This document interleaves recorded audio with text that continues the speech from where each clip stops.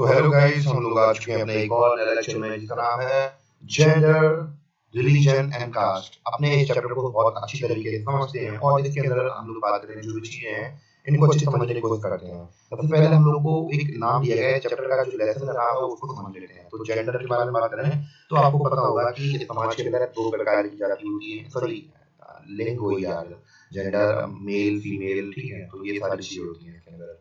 और दूसरी हम लोग बात करें रिलीजन मतलब धर्म। धर्म मतलब क्या, हिंदुइज्म, मुस्लिम, सॉरी इस्लाम हुआ और क्रिश्चियनिटी हुई, तो ये धर्म वगैरह होते हैं। कास्ट जातियां आती हैं, जाति जाति जाति, तो जाति नहीं, ठीक है। जैसे हम लोग बात करें कि इसमें जातियों का नाम लेना मुझे नहीं भाई, मुझे ये कॉन्सेप्ट में पसंद है। फालतू चीजें हैं ये, सोसाइटी है चुचलापन है, हर चीज फॉलो करें हम लोग सोसाइटी के साथ जरूर होना होता है, ठीक है। तो अब नाम, इस जो चैप्टर के नाम है हमने ये तो समझ लिए हैं। अब अपने चैप्टर की ओर मूव करते हैं, ठीक है। तो सबसे पहले हम बात करें जेंडर डिवीजन की। हमारी सोसाइटी के अंदर जो जेंडर डिवीजन है वो कैसे होता है। तो सब सही बात करें तो भैया, जो हम लोग बचपन में पैदा होते हैं तो लड़की लड़के का जो कॉन्सेप्ट होता है कि मैं लड़का हूँ, मैं इस प्रकार के काम करूंगा, तो ये सारी सारी चीजें बायोलॉजिकल या फिर साइंटिफिक नहीं होती हैं। ये केवल सोसाइटी के थ्रू हमें दी जाती है, हमें सिखाई जाती है, पढ़ाई जाती है, इसलिए हम लोग उन चीजों को मान लेते हैं। पर एक्चुअल में ऐसा कुछ भी नहीं होता है, ठीक है। समझ में आया जी आपको, ठीक है। तो वही बात की जा रही है कि जो सेक्सुअल डिवीजन है इसका लेबर का, जैसे कि एक सिस्टम तैयार किया गया है जिसमें कि जो सारा घर का वर्क है, घर के अंदर का वर्क है, वो औरतें करेंगी, ठीक है, फैमिली की।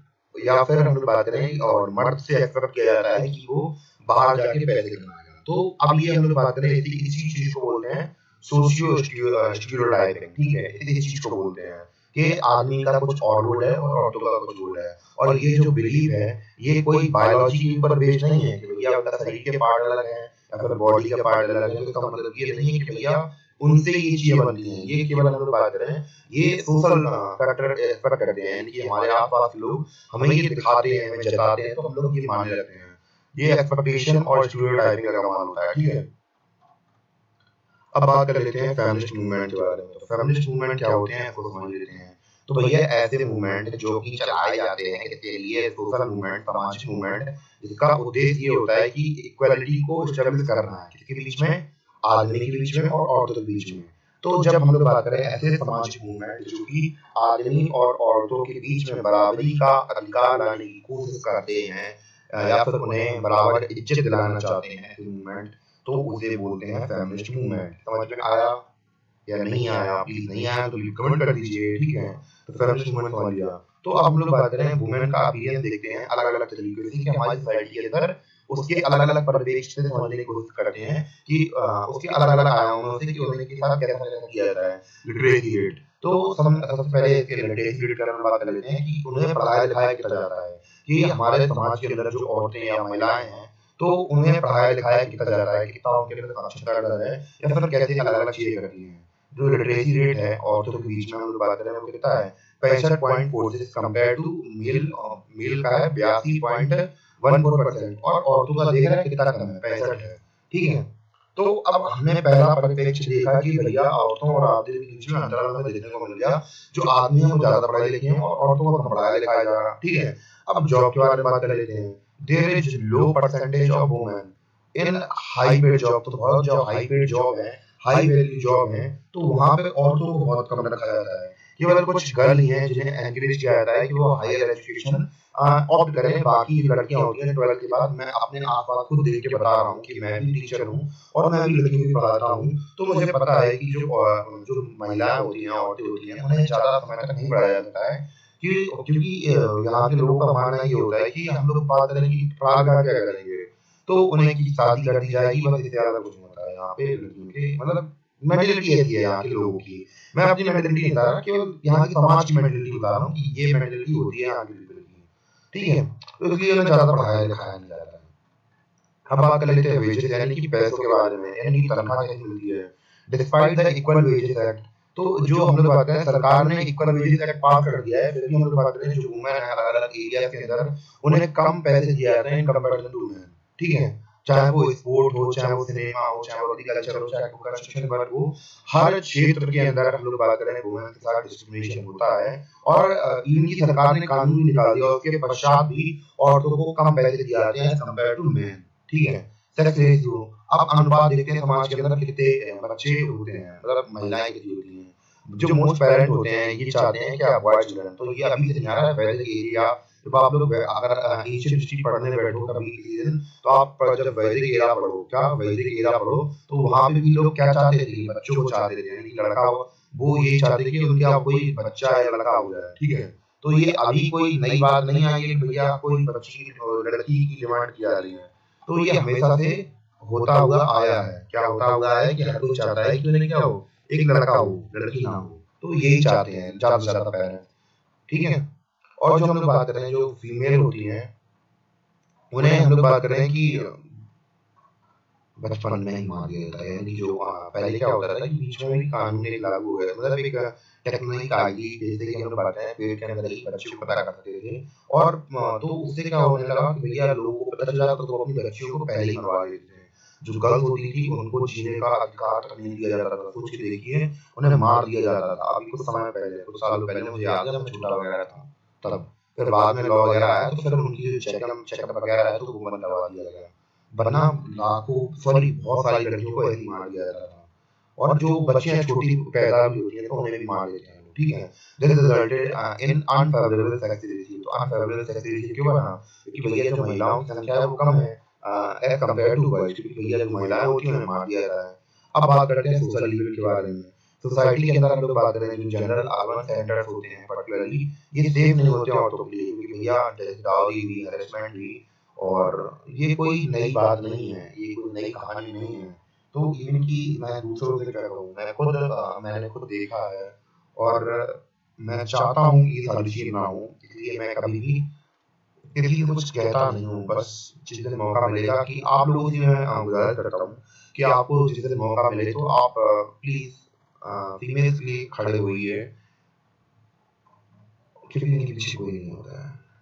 ठीक है, अगर कोई मंथली उनके साथ हरेसमेंट भी कर दे तो गलती आखिरकार आपकी आएगी, लड़की की आती है, क्योंकि तुम छोटे कपड़े क्यों पहन के रात में क्यों घूम रही थी, तो ये ऐसी बात होने लगती है। ये नहीं कि जो जिस बंदे ने गलत किया उसको जाकर कहा जाए, तो ये चीज नहीं होती अपनी सोसाइटी के अंदर, और ये चीज गलत भी है काफी हद तक। ठीक है, तो ये चीज को सुधारने के लिए अगर आप लोग फ्यूचर जनरेशन है तो आपकी जिम्मेदारी है, आप ये सारी चीजें करें। ठीक है, और मैं तो फिर करता ही हूँ, मैं अपनी कोशिश करता हूँ कि ऐसा अनइक्वल ट्रीटमेंट ना मिले। ठीक है, जो वुमेन पॉलिटिकल रिप्रेजेंटेशन, तो वुमेन का जो हम लोग बात करें पॉलिटिकल रिप्रेजेंटेशन कैसा है उसके बारे में बात कर लेते हैं। क्योंकि अगर हम लोग बात करें जो वुमेन्स हैं वो पॉलिटिक्स में आएंगी, तो भैया हम लोग बात करें वुमेन से रिलेटेड काफी लॉ बनेंगे। क्योंकि हम लोग बात करें अभी लॉ क्यों नहीं है, क्योंकि भैया जो वुमेन की रिप्रेजेंटेशन है, हम लोग बात करें पॉलिटिकल रिप्रेजेंटेशन बहुत कम है कंपेयर टू मैन।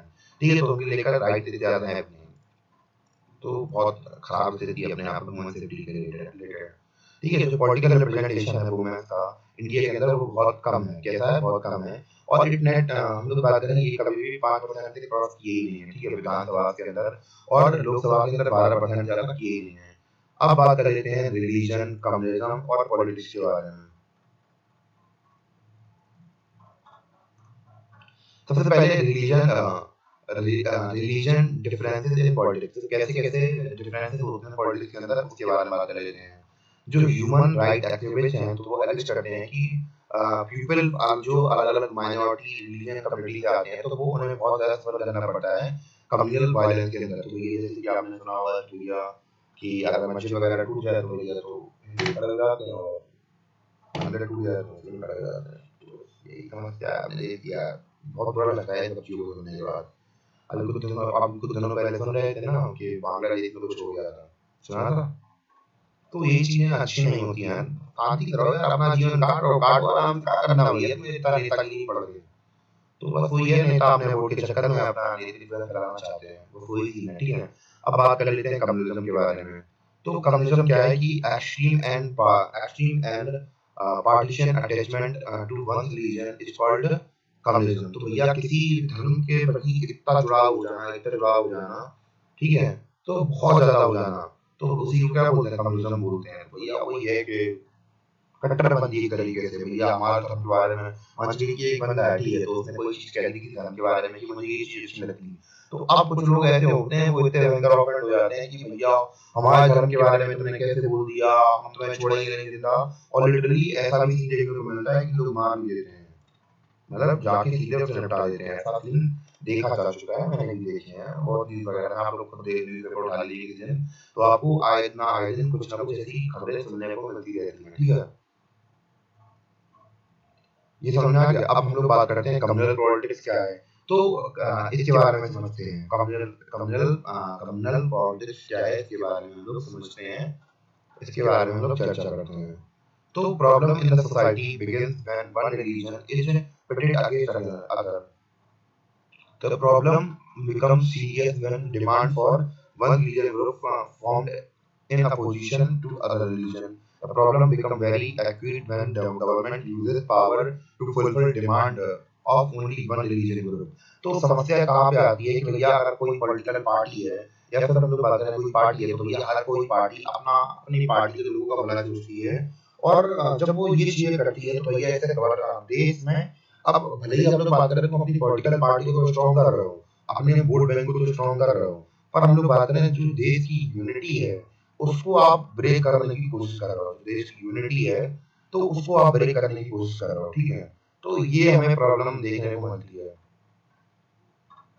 वही यहाँ पे बात ये है कि भैया अपना धर्म दूसरों के ऊपर थोपना चालू कर देते हो कि भैया हम ये हैं वो है, तुम भी यही मानो, हम जोड़ेंगे नहीं तुमको, ये समस्या ये सीन है, ये सीन खराब कर देता है चीजों को, ठीक है। और यही अपोजिशन बन जाती है, तो भैया एक दूसरे के अपोजिट में प्रॉब्लम बन जाती है, ठीक है, समझे बाबू। The kind of using religion in politics is called communal politics. तो भैया रिलीजन का इस्तेमाल करते हैं पॉलिटिक्स में, तो भैया उसी को बोलते हैं रिलीजन पॉलिटिक्स। तो भैया वोट बैंक बन गया है, हम छोड़ेंगे नहीं, हम ये तो आ देंगे, हम कहीं मंदिर बना देंगे, मस्जिद बना देंगे। तो जब आप ये ऐसी पॉलिटिक्स करते हैं तो इसी को रिलीजन पॉलिटिक्स, कम्युनल पॉलिटिक्स बोलते हैं, ठीक है। The theory of communal politics, तो क्या सी थ्योरी है कम्युनल पॉलिटिक्स की, समझ लेते हैं। Religion is the main basis of formation of society. तो रिलीजन हम लोग बात करें कि एक मेन बेसिस बनता है सोसाइटी का फॉर्मेशन का, एक यूनिट की तरह बनता है कि हम लोग एक पर्टिकुलर धर्म को मानते हैं तो फिर हम लोग ये सोसाइटी, ठीक है। Follower of one religion must form a one community. तो भैया जो फॉलोअर होते हैं किसी कम्युनिटी के, वो क्या बना, जो फॉलोअर होते हैं किसी धर्म के, वो क्या बना लेते हैं, कम्युनिटी बना लेते हैं। Their fundamental interest are same. तो भैया सबके फंडामेंटल इंटरेस्ट सेम होते हैं कि अपने धर्म को प्रमोट करना। ये थ्योरी है कम्युनल पॉलिटिक्स की, ठीक है। अब जो theory, why theory of communal politics wrong, तो ये कम्युनल पॉलिटिक्स की जो थ्योरी है ये गलत क्यों हो जाती है। तो हम लोग बात करें कि जो पीपल होते हैं जो सेम रिलीजन के होते हैं, वो हम लोग बात करें उनके क्या कहते हैं, आंखें तुम दर्द हो रही हैं, सॉरी फॉर दैट, इनमें थोड़ी प्रॉब्लम हुई, please I think guys comment कुछ चाहिए यार,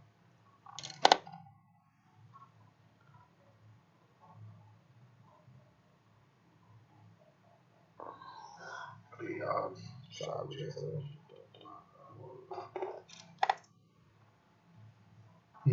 तो शुरू करते हैं गाइस। आंखों में थोड़ी प्रॉब्लम हो रही है, लाइट लगातार कंटिन्यू पड़ रही है आंख पर। तो कम्युनल पॉलिटिक्स रॉन्ग क्यों हो जाती है, इसके बारे में हम लोग बात कर रहे थे। जो हम लोग बात कर रहे हैं लोग होते हैं सेम रिलीजन के, तो वो हम लोग बात कर रहे हैं सेम, उनके जो इंटरेस्ट होते हैं और जो एस्पिरेशन होती है हर एक एस्पेक्ट में सेम नहीं होती है। हर किसी की अलग अलग आइडेंटिटी होती है, हर एक अलग अलग कॉन्टेक्स्ट के अंदर में।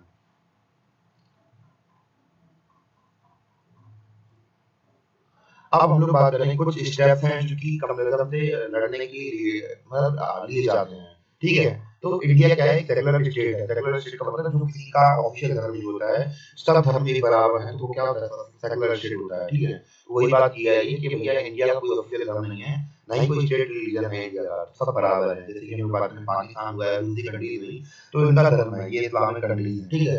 तो अपने यहाँ पे ऐसा नहीं होता है, अपने यहाँ सब लोग आराम से रहते हैं, ठीक है।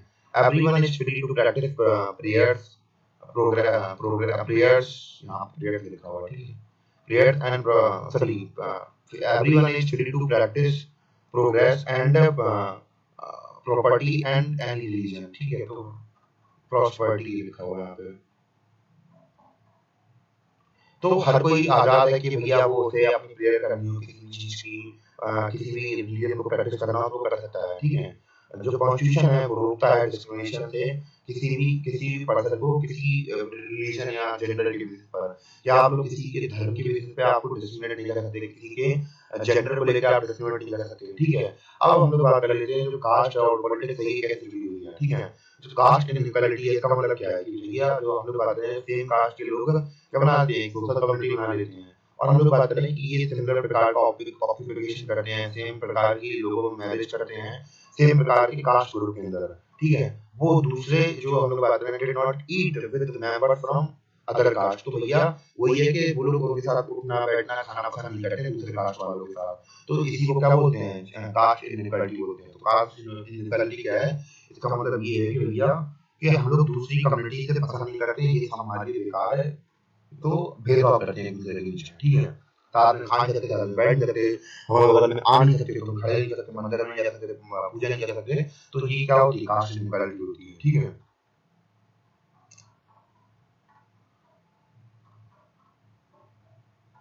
तो अब हम लोगों के मन में एक क्वेश्चन आता है कि why does the caste system still persisted, और आज के समय पर हम लोग बात करें जो कास्ट है ये आज भी क्यों है इसके बारे में जानते हैं, तो ठीक है।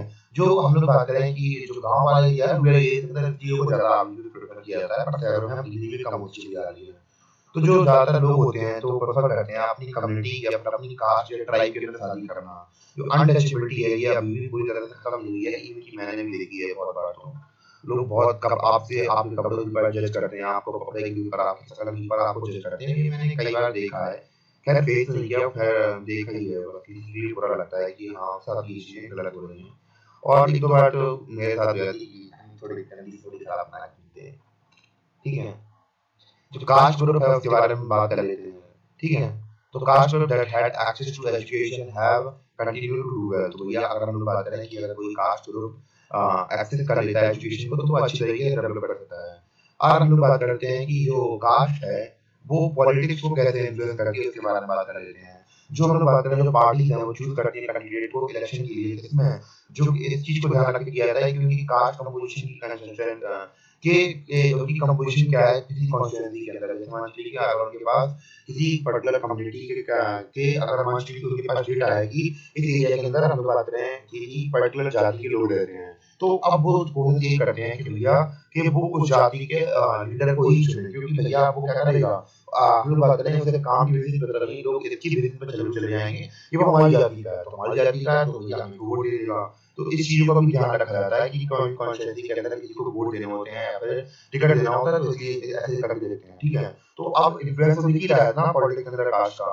तो पॉलिटिकल पार्टी होती है तो उनके कैंडिडेट होते हैं वो अपील करते हैं अपनी कास्ट सेंटीमेंट करते हैं, कास्ट सेंटीमेंट अपील रहती है भैया अपनी प्लीज अपनी जाति को वोट दे दो, अपनी जाति को वोट दे दो, तो ये ज्यादा चलता है वहाँ पे हमारी कंट्री के अंदर, ठीक है। और बिहार साइड पे तो बहुत ज्यादा चलता है, ठीक है। और केवल हम लोग बात करें कास्ट की केवल ऐसी चीज नहीं है कि इंडियन इलेक्शन चलते हैं और भी कई चीजें होती हैं, ठीक है। No parliamentary constituency in the country has a clear majority of single of मतलब majority of one single caste, तो किसी भी सिंगल कास्ट का वोट बता वो मतलब कोई कॉन्स्टिट्यूएंसी नहीं क्लियर की जाती है कि भैया कि एक सिंगल कास्ट की कॉन्स्टिट्यूएंसी है। No party when the votes of all voters of our community, तो भैया आप कम्युनिटी के अंदर केवल ऐसे लोग थोड़ा होते हैं जो कास्ट की तरफ वोट देते हैं, तो दूसरे कम्युनिटी के सोच के भी लोग होते हैं कि भैया वो काम देख के भी देते हैं कि भैया गवर्नमेंट कौन सी काम कर रही है अच्छा कौन सी नहीं कर रही है, ठीक है। if that if that caste group has many to choose from, the other caste group have none. If they were to vote only on the basis of caste, the voter's attachment to his party and party ideology can be stronger than his attachment to caste group. तो कई बार क्या होता है कि जो voters की attachment है वो पार्टी के और पार्टी की आइडियोलॉजी के साथ मैच कर जाती है, और वो कभी कभी इतनी अटैचमेंट हो जाती है कि कास्ट ग्रुप को भी छोड़ देते हैं वो लोग, ठीक है। जो आउटकम है पॉलिटिकल एस्पिरेशन का कास्ट का, अगर उसके बारे में बात करें आउटकम क्या है पॉलिटिकल एस्पिरेशन, तो पॉलिटिकल एस्पिरेशन हमें दिखता है कास्ट का, और आउटकम क्या है उसके बारे में बात कर लेते हैं।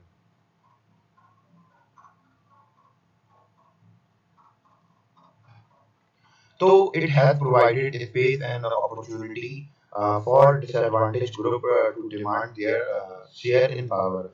तो भैया अगर हम लोग बात करें कि तो इससे क्या मिलता है कि पॉलिटिकल एक्सप्रेशन कैसे मिलता है, तो ये उन्हें प्रोवाइड कराता है, स्पेस और अपॉर्चुनिटी दिखाता है कि जो उनके साथ डिसएडवांटेज होता है ग्रुप के साथ, तो वो लोग अब अपनी स्पेस और पावर मान सकते हैं, ठीक है। It also helped them to fight for social justice, तो ये सोशल जस्टिस से हेल्प करने में मदद करेंगे वो लोग उनकी, ठीक है। Caste based politics is certainly not healthy in democracy, तो भैया वही वही बात है कि हेल्दी नहीं है डेमोक्रेसी में। क्यों नहीं हेल्दी? ये हम लोग बात करें कि किसी मान लीजिए जो लोग माइनॉरिटी में आते हैं, जिनकी कास्ट नहीं होती है उस रूलिंग पार्टी से, तो भैया उनके साथ तो ये लोग बुरा करेंगे ना। तो आप हम लोग बात करें कि डेमोक्रेसी के अंदर सब बराबर होते हैं, तो जब बराबर की बात ही नहीं जाएगी अगर कास्ट में पॉलिटिक्स रहेगी, ठीक है। It can divert attention from other important issue like poverty, environment and corruption, तो भैया इसमें बहुत ज़्यादा काम आती है। तो भैया कि भैया जाति के नाम पे तो भैया वोट बटोर लो, और बाकी जो बात रही जैसे इंपॉर्टेंट इशू है पॉवर्टी, डेवलपमेंट की, तो ये सब बचते रहते हैं। तो ये ज़्यादातर चुनाव में नेता अपनी किसी चीज़ों के बारे में बात नहीं करते हैं, फालतू की दुनिया की बात करते रहेंगे, ना डेवलपमेंट की बात करेंगे, ना एजुकेशन की बात करेंगे, ना करप्शन की बात करेंगे। भैया हमारे गवर्नमेंट में इतने करप्शन है, तो ये कभी बात नहीं करती गवर्नमेंट, ठीक है। और इससे हम लोग बात करें कि इससे टेंशन बढ़ सकते हैं, कॉन्फ्लिक्ट हो सकती है, वायलेंस की। अगर हम लोग बात करें ये जो एक्सप्रेशन जो कास्ट का एक्सप्रेशन है पॉलिटिक्स में अंदर दिखता रहा, तो ये कॉन्फ्लिक्ट भी अराइज कर सकती है। अब हम लोग बात करते हैं कुछ इंपॉर्टेंट क्वेश्चन में दिए गए हैं, तो हमको देख लेते हैं। तो कौन कौन से क्वेश्चन दिए गए हैं तो समझ लेते हैं। पहला क्वेश्चन दिया गया है कि जो फेमिनिस्ट के डिफाइन करना है, तो कौन होते हैं? कोई पर्सन जो बिलीव करता है इक्वल राइट्स, किसके मैन और वुमेन के इक्वल राइट्स होना चाहिए, इक्वल अपॉर्चुनिटी होना चाहिए हर एक इंसान को, चाहे वो मेल हो चाहे फीमेल है, दूसरे जेंडर का हो, तो फेमिनिस्ट है, ठीक है। What do you mean by patriarchal society? तो जो हम लोग बात कर रहे हैं मेल डोमिनेटेड सोसाइटी है, ठीक है, जिसे आप ही चलाते हैं। अगला क्वेश्चन है in which country the participation of women in public life very high, तो स्वीडन एक ऐसी कंट्री है जहाँ पे जो पब्लिक जो वुमेन है उनका पार्टिसिपेशन पब्लिक लाइफ में बहुत ज्यादा देखने को मिलता है, ठीक है। तो हम लोग अगला लास्ट क्वेश्चन में पूछा है कि कौन सी लेवल ऑफ गवर्नमेंट में इंडिया के अंदर 1/3 सीट्स रिजर्व रखी गई हैं वुमेन के लिए, तो वो लोकल सेल्फ बॉडीज है, ठीक है। इसी के साथ हमारा जो चैप्टर है वो होता है खत्म, और उम्मीद है कि आपको चैप्टर समझ में आया हो।